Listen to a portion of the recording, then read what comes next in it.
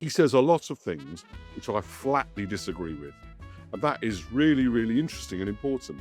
My view is he probably ought to double down on the things that I don't agree with him on, because that is who he is and what he thinks. And therefore, at least we will have some sort of plan. Welcome one and all. Welcome to How to Win an Election, pitching for a place in your ear holes in the same way that Labour MPs are shamelessly looking for a job in Andy Burnham's government. I'm Hugo Rifkind, joined as ever by Sally Morgan, Polly Mackenzie and Danny Finkelstein. Hello, team. Hello. Hello. Look, we're going to take a break from enraging local dignitaries in places like Blackpool, and instead we're going to answer some of the many questions you've been sending into howtowin@thetimes.co.uk. So, after we discussed James Purnell and Andy Burnham's new number 10 operation, we had this message from Harry, and he said, "When are we getting a dedicated My Little Pony political analysis? Polly, is it too soon?"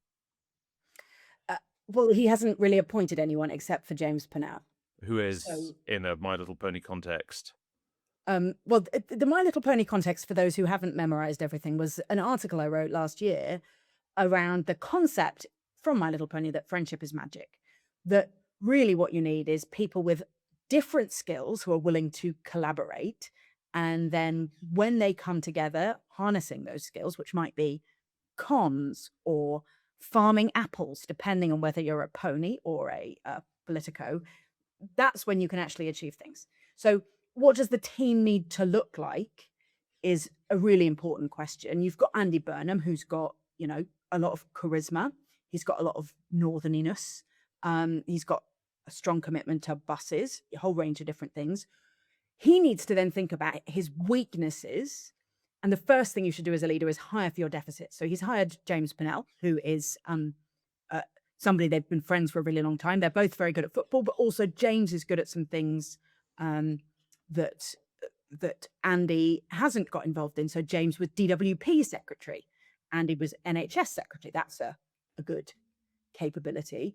But what they need to do is what Keir Starmer never managed, which is also have an amazing comms team and an amazing political team and an amazing delivery team, and recognize that all of those people will have different personalities, and it will take time, energy, and effort to get them to be a team.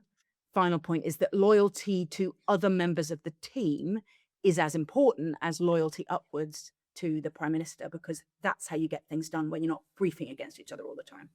He has appointed Caroline, I think, Simpson, who to be his deputy chief of staff, brackets sort of North. And I think that's really good, because I think it's good to have if you've got, it's not going to be a sort of macho operation, but nevertheless, I think it's good to have a leading woman in that role. But my impression is that Andy has worked extremely well with Caroline. I think she was involved in doing all the Stockport regeneration, which was public-private partnership work. And then she's been running the combined authority for him with him.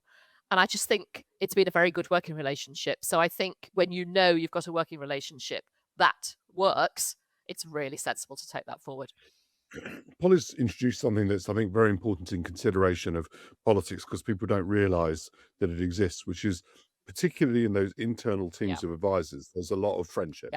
And that is actually, it does occur naturally, but the leader's got to be both in it but above it. So everyone's got to share a sense of comradeship with each other, share a sense of feeling of sort of dedication to what the leader wants, and they've got to respect that person, but they've also got to you've got to be part of it. So Tony Blair managed that, I think, extremely well. Actually, in my experience, William Hague managed that very well with his team. There was never any doubt who the boss was. But on the other hand, you felt a sort of sense of comradeship, and that worked well as a team, even though the political project failed. So interesting thing for Andy Burnham is it doesn't seem as though he's got, although he does have it obviously in Manchester, a hugely large group of that kind of people. David Cameron had a sort of ready-made group of people who'd already worked with him for years because they'd been in the Conservative Research Department with him. I'm not sure Andy Burnham does have that. But on the other hand, he's actually quite a sociable individual. Keir Starmer was very kind of almost withholding of his of his personality from people, despite the fact that he's quite friendly actually as a person. For some reason, he didn't really build the team in that way. So anyway, I think the reason we're coming back to the My Little Pony analogy is, as well as being sort of fun, it's also very apt Well, actually. I mean, as Polly will know, there is a character in My Little Pony called Discord, who's a kind of chaotic monster horse made out of a mashup of different animals stuck on, badly fitting all together, which kind of leads us on to our next question, which comes from Aidan. And he says, is there a risk that Burnham is starting to become all things to all people, which could result in a lot of disappointment? Also, will somebody please remember the Midlands? Aidan, we think of little but the Midlands. Indeed, on my Times Radio show, some listeners are still reeling from James Marriott's suggestion that Manchester might actually be in the Midlands, but I don't think we have the strength to get to that right now. Danny, is this your exactly your worry about Andy Burnham, that he could be trying to be all things to all people? It's everyone else's worry, but weirdly, it's not actually mine. So I do think he has that in his personality, and I recognise it in others, because actually I have a bit of it in myself, which is a desire to see whether you can't meet people's expectations and desires, and therefore slight over eagerness to say yes to people, and which I have to combat. He definitely has that, and he's got to, and also he has the problem, which everyone in politics has. The problems are really difficult. David Cameron used to say to me, get up at 5:30 in the morning. As we've discussed on this program many times, all the decisions that come to me are the ones that have bubbled up to me, and nobody can make these decisions except me. And if they come to me, they're by their definition difficult. So he will have that. So there's no question that trying to please people, which is a problem which is in politics, is the kind of part of the skill set, will be a challenge for him, and he will try and meet it, and people will say you've reversed yourself because he picks the wrong solution and things like that. However, it's what is not true about him is he doesn't stand for anything. He simply, he says a lot of things which I flatly disagree with, and that is really, really interesting and important. My view is he probably ought to double down on the things that I don't agree with him on, because that is who he is and what he thinks, and therefore at least we will have some sort of plan, right? It's not the plan that I think is the right one, but there are lots of people who do think it's the right one. So both politically and in terms of a direction for the country, I think there's a good reason for doing that. Sally, I mean, but right now, like, all parts of the Labour Party seem pretty much sort of ecstatic, as seen in that perhaps ill-advised selfie they all took with him. At some point, he's going to have to make at least some of them a bit cross, isn't he? Of course. And look, the campaign group never had the numbers, so they couldn't possibly stand a candidate anyway. They're quite quiet, I would say. I think at the moment people are just hopeful there's going to be clear leadership, because there hasn't been. So I think that's where people are. I think there are some people who are probably quite naive, but I don't think there's that much naivety around. I think people know it's not going to be straightforward. And I think, thinking about what Danny was just saying, I mean, I rather agree with him. I think Andy does know what he wants to do. It's just that the way he tries to do things is to build as much consensus as he can to move forward. That doesn't mean that in the end he'll get everybody to agree, or that he won't take hard decisions. But his style isn't to sort of pick fights. It is to say, where's the 80% we can work together on? Which might be a challenge for some of the opposition parties, I think. Not all of them, but for some of them. If he says, okay, do you really mean it? Come and help me sort this out. Then that could potentially put people in quite a dilemma. Polly, the women of the Labour Party seem to have specific concerns, about who might be his cabinet appointees, particularly, and about what happens if very high-profile women in the cabinet, and of course the three top jobs in cabinet are currently held by women. What happens if people like that lose their jobs in favour of, for example, two Miliband brothers? That could cause some friction, could it not? It absolutely could. I mean, assembling that cabinet is always a challenge, right? Because you've got to balance so many different complexities. You've got to have enough people from enough sort of factions, but you don't want people who are so difficult that all they're going to do is cause trouble. You need to balance talent and other kinds of diversity. No, you don't really want diversity of talent, but you do need diversity of again, women and men, people from different parts of the country. Geography, I think, is increasingly important here. But it's also important to have, ethnic and kind of faith diversity in the cabinet. They can't do that perfectly. And I think if they try and just make it so that everything's sort of matchy and tidy, they'll end up having to compromise on talent. The thing that matters most is getting the government moving as a coherent team. And it's partly because Keir Starmer has done so well to promote women, but he promoted women and they've not been a great government. This is because women are excellent, but like just being a woman doesn't in fact make you perfect. Yeah, this comes back to what sort of culture I think Andy's culture is very different than Keir's. So, of course, he's got to have women in his cabinet. What he shouldn't do is ever go, in my view, down the kind of, it's got to be X% or whatever, because actually, in the end, you've got to go for talent and balance and the people who are really going to get the government moving. But he's also got to establish a culture where people do listen to each other and work well together. And I think that's been actually a bigger problem than how many women happen to be in a particular place. And also, if they're sitting in a meeting, are they taken seriously? In the end, it's that business about who's in the room, but also who's listened to when they're in the room. So that's all about culture.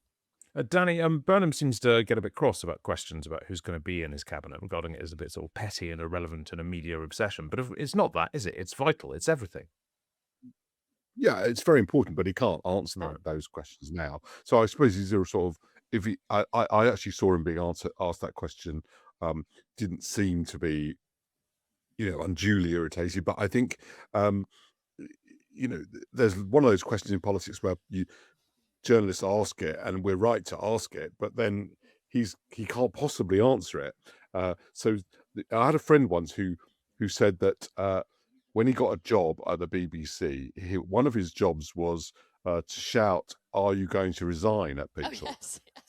And when they went into 10 Downing Street, and he said that his colleague told him, he said they'll never answer the question, but at least you get on tape, "Are you going to resign?"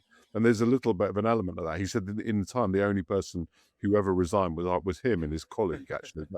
He said that this was definitely what they sort of did. So they do. So journalists ask that question without expecting an answer. So he can probably be forgiven for being a little bit, if he did show signs of irritability. I haven't seen, to be fair to him. I think it would be reasonable. But I mean, when he does appoint a cabinet, that's a point where it all clicks into place. When he appoints a cabinet, you suddenly know what his government is, and until he does, you don't. Yes, look, he did. Well, I'm not sure that's true. I think it's a bit more the other way around. I think he's been very clear who he is and what he's trying to do. The question is, what we'll learn is he intent on building a team to deliver that, or is he actually trying to build a team to, for example, unite the Labour Party, or demonstrate diversity of gender or race for whatever reason, choosing people who therefore don't really go with his particular program. I've said before on this program, I think there is a very strong case for him selecting Ed Miliband as his Chancellor of the Exchequer, for example, because that would be an appointment that represented what he actually wants to do. And it would be him saying, yes, I realise that, there are a lot of Tories and people in the press who don't want it, but I actually do want it. And I'm, when I said I wasn't going to be in hot to the bond markets, this is actually an example of that. Now, I obviously don't agree with that, but he does, and that's the critical thing. Okay, let's move on. So we've had an email from Peter. I assume not that Peter, but you never know. And he says, "Hello, Hugo and the team. I sincerely hope when Polly talked last week about Stop the World, I'm Getting Off, it was a subtle nod to Andy Burnham's passion for the Stone Roses." Let's just assume it was, Peter. He says, but he continues, "In the spirit of Andy Burnham's wide-ranging political consensus, if the panel each had a role in the number 10 in the North, I'm curious about which panel member would oversee each of the key priorities: utilities reform, reindustrialization, and regeneration. Additionally, in each area, which single policy would you believe could catalyze the most significant transformation? I assume everyone would report to Hugo in the chief of staff type role." Open the question of who the prime minister is, Pete, in a way I'm not that happy about that, but never mind. Look, keep up the fantastic work on the show, he says. Best regards, Pete. So, look, I think we can all agree that I'm chief of staff material. Newspaper diarist turns columnist turns presenter. Seems exactly right. Polly, I'm delegating this one to you. Who should do what in Burnham's number 10 in the North? Well, I think he's got it a bit wrong in terms of giving it a set of policy agendas. I think if you're gonna split number 10 in this way, I would do it in a way that leans into the kind of different clock speeds that number 10 needs to operate at. And we've talked about that before. There's always going to be like 3 daily meetings, and they're always going to be kind of hectic stuff, particularly towards the beginning of the week as you prep for PMQs. I think the really clever pivot would to put the strategy unit in the north. And actually, the PM can leave maybe on a Wednesday night, maybe on a Thursday morning, spend deep strategy time in a different place, thinking about the year and the 5 years ahead. And then, of course, Friday afternoon, he pops up to Blackpool to do kind of even bigger picture public engagement, visiting dignitaries. The thing that would be harmful, I think, is if you take, we're doing regeneration from the north, but like, what if regeneration is an urgent thing that day? And what if regeneration is a strategy problem? He'll be in the wrong place all of the wrong time. If they're going to do it, I would split by clock speed and not by topic. However, if you're gonna, I would.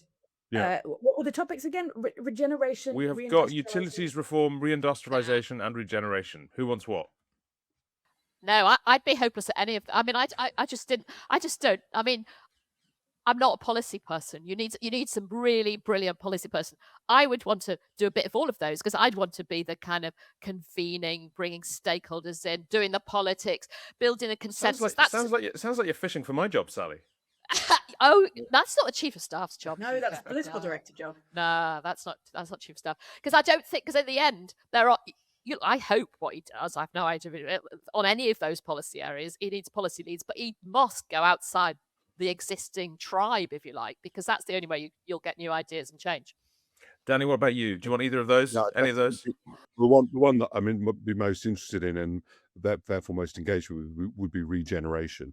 And I mean, the key thing I would understand is that you need to be able to bring together people who can do that work, and actually he has got a template for that in what Howard Bernstein did in Manchester, in what Richard Lees did in Manchester. So he knows kind of what to do, which is to bring big private organizations and whatever state infrastructure that you need together, and try to create hubs in particular specialisms, build on what you've already got in particular places. But don't forget that the key thing he's decided to do with regeneration from this hub in the north is to decentralize a lot of this to different areas. So I would actually, one of the reasons why I would take this on is I think this is a job actually less, Sally, I think, about policy making than it is about how you get the central state to give up power and sensible. I love the idea of a decentralization hub. It's fantastic.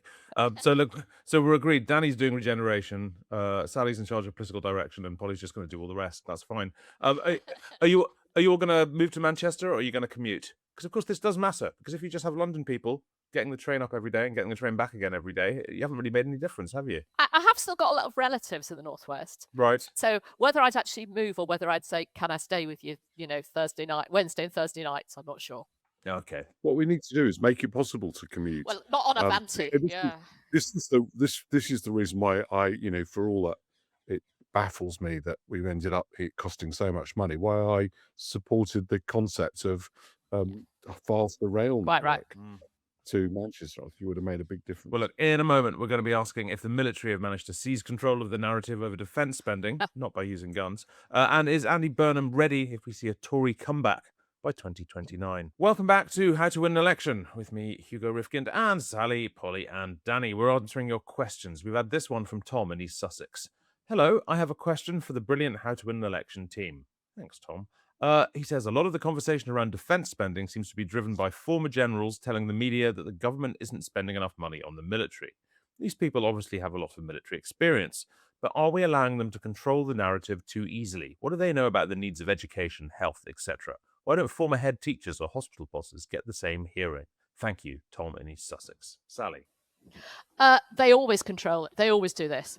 It's a sort of ritual, and it's very, very annoying. And you always feel that the MOD basically are briefing people who have been in the MOD and have been generals and have been senior military. They carry the message, and it's a recurring theme. This is not new. It's just particularly obvious this time. And I think I think one of the problems with the Defence Review is obviously the incredibly long wait for the investment policy to actually be produced, but also because most people, in my experience in the military, want to do new things, but they don't want to give up any of the old things. So they want to replace. They want to replace the large ticket items, but then they say, "Oh, but by the way, everything's changing, so we've also got to do a lot of work on drones or whatever it is." So I think it's always about an awful lot of money and not actually taking possibly the brave and right decisions, and also thinking, how do we build support for that? I mean, don't get me wrong, we absolutely have to build support for defence spending, but they're not very good at spending money and doing procurement, let's be honest. So there's a hell of a lot of money wasted to the MOD. But that sounds like they've got a really actually sort of covert, formidable lobbying system, because you do see all these sort of former generals popping up. Well, I mean, so whenever required. Hugo, so do other people. I mean, a very long time ago, I remember there was some argument going on. There's a recurring theme of police reform. I'm sure Danny went through this. I'm sure Polly did. Of, do we need quite as many police authorities as we have? When you go near that, then you suddenly find that I can remember driving through London. You know those yellow signs that are put up when there's an incident? There was a period where we were trying to do police reform. You would have thought there was a murder on every street corner. There were these wretched yellow signs absolutely everywhere, as if there'd been some major incident. It was because there was the Met were getting organised against a level of reform. So, the military are particularly good at it, but I would say the police are good at it. It looks to me like, at times the BMA have been extremely good at it. They've just got it rather wrong in the last few years, but large sections of the state, if you like, have traditionally done this rather well. Polly, sorry, Danny. My I've got what I call Mandy Rice Davis principle, which is when she was in court in the Perfume case and was accused of having lied that she'd had a relationship with Lord Astor, and Lord Astor had denied it, and she replied, "Well, he would say that, wouldn't he?" Well, he would say that, wouldn't he, is a really, really good thing to apply to anything you hear about anybody on anything. And when you're making a program, this, Hugo, when you're making a program, you're thinking, who can talk about defense? You're not going to think to yourself, let's get someone who doesn't know anything about it and never had anything to do with it. So you end up going back to generals because they're experts, but at the same time, they've obviously got self-interest, right? And they always think, because who wouldn't? The answer to this solution is more and better paid generals. Right? And you, when the doctors go on strike, they literally argue that it's in the interest of the patient. Yeah. Even though it's patently clear that it's not in the interest of the patient for their doctor to go on strike. But their argument is, well, if I was paid better, that would be better for the patient, even though the patient's paying for it. And the truth is, that is even an arguable position, but they're not making it just because it's an arguable position. It's because it's in their interests. So you've got, as a politician, you've got the job of representing everybody's interests and everybody's expertise, and so therefore you've got to represent the people who are paying for it, the consumer of it. So the answer is not to stop listening to generals or stop having them on. It's to remember that they've got their own interests. Polly, when you were in government, you had to deal with really vocal special interest groups, specifically students. After the Lib Dems promised not to raise tuition fees and then did. What's the trick there? What do you do when a group like this can be so vocal and have such sort of a righteously self-righteous approach, if you see what I mean? What's the strategy? Well, I think it's exactly what Danny set out, which is that their positionality, as it were, is to fight for their side of an argument, and other people have their side, and you have to just understand that your position is to sit above that and make balanced judgments. It's not to say that's easy to work out politically. Like the tuition fees thing did not work out very well for the Lib Dems, right? But if you zoom out a bit, it is absolutely true that generals do all of this, hand waving, and that defense procurement is wasteful and disorganized. But it's also true that we have chronically underinvested in defense for a long time. So let's not get too up ourselves about they're so good at somehow the military industrial complex has taken over the country. And we recently had Zach Polanski saying, why is there always money for wars? And it's like, John Healey resigned because there isn't money for wars. Yeah. Actually, governments mostly haven't made enough money for defense investment. Yeah, I mean, that's not to say we didn't have the Iraq War or we haven't wasted money on misguided military interventions. Of course we have, but it's not as simple. And it's a bit like the NHS as well, that it is true the NHS is very good at arguing for more money for doctors or nurses. The Treasury is very good at looking down its nose at everybody and saying, you don't need more money, you need to reform. And in fact, it's only the pressure of being starved of cash that will lead you to reform. And then, of course, what they do is they starve them of cash and they haven't got any money to reform and they get stuck in a system. So again, that reinforces Danny's point, which is that you have to understand that all of these people are doing their jobs. The Treasury is doing their jobs, but they're a bit wrong. And the NHS is doing its job and they're a bit wrong too. But I mean, is there not something specifically difficult when it's the military? And look, I mean, it obviously wasn't just sort of generals making a fuss. John Healey resigned as well, so there was clearly he felt there was a real problem here. But I mean, Danny, when it's teachers, the government can go to war with teachers. The government can go to war with doctors. The government can even at a push sort of go to war with the police. But the government can't be slagging off generals, saying this is your fault for being rubbish at war and rubbish at building submarines or whatever the hell they're doing. Well, I thought you were going to say the government can't go to war with generals. Well, sure.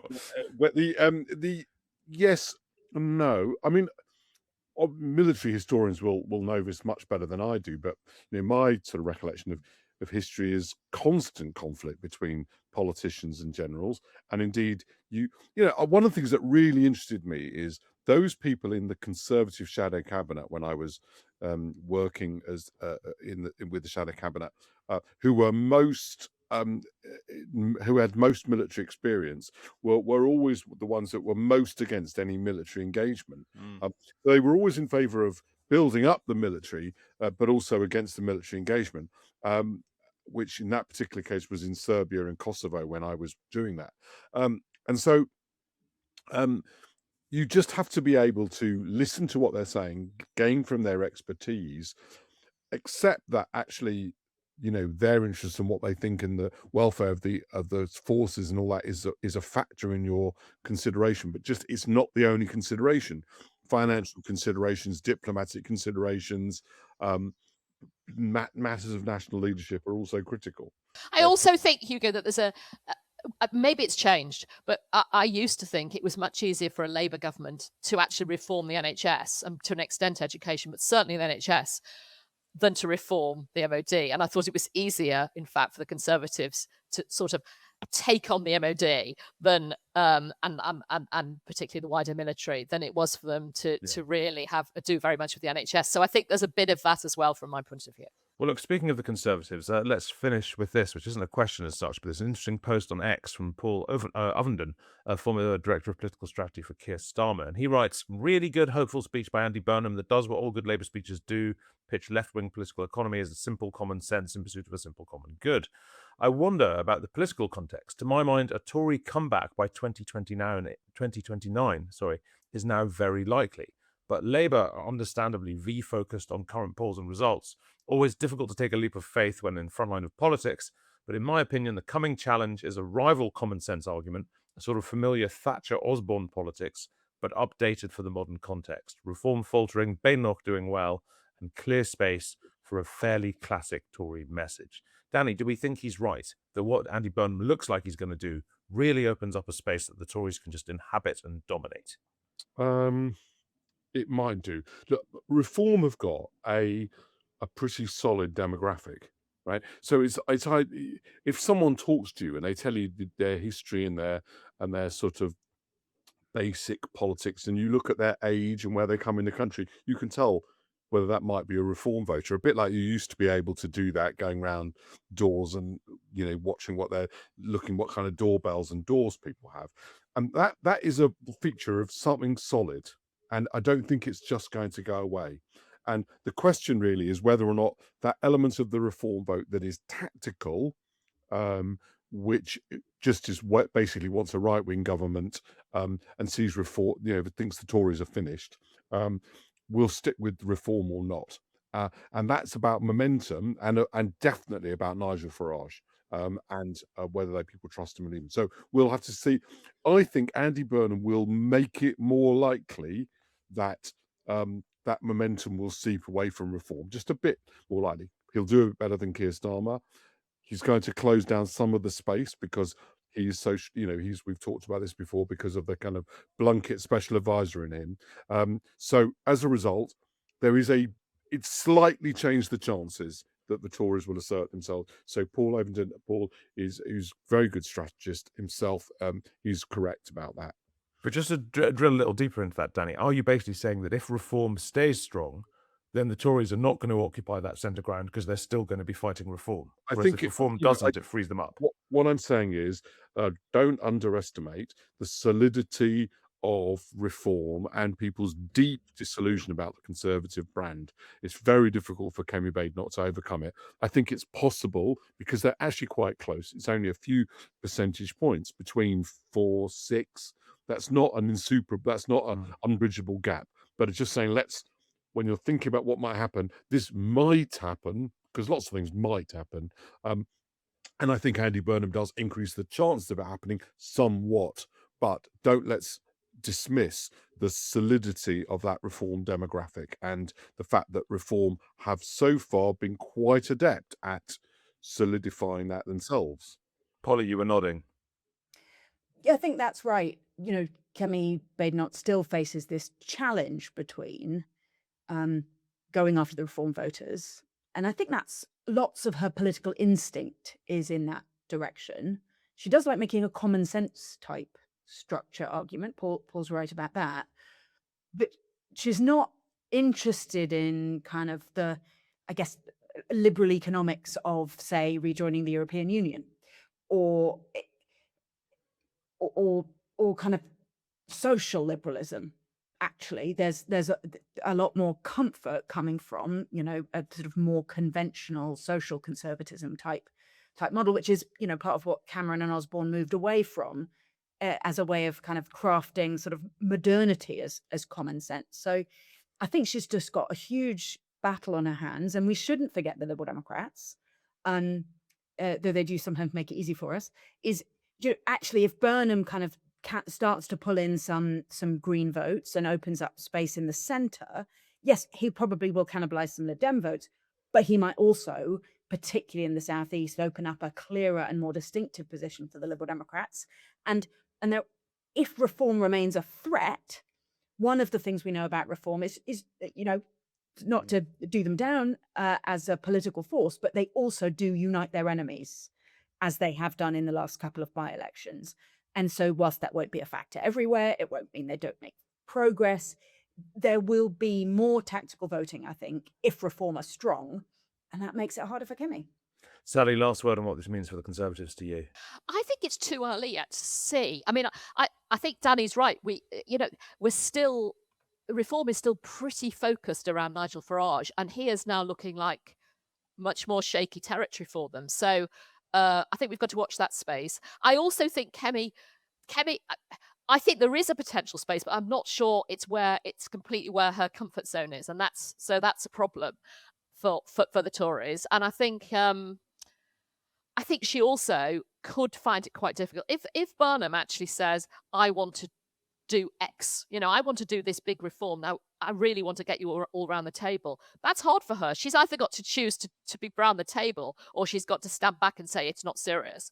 And I don't know whether, I think the country will be interested in people working together. So I think that's quite a problem for her. All right. Okay, well, look, I'm afraid that's it from us, but do keep sending us your messages. We will be riding the magical pony of electoral strategy back into your feeds at the usual time next week. Thank you to Sally, thank you to Polly, thank you to Danny. I've been Hugo Rifkind. Look after yourselves.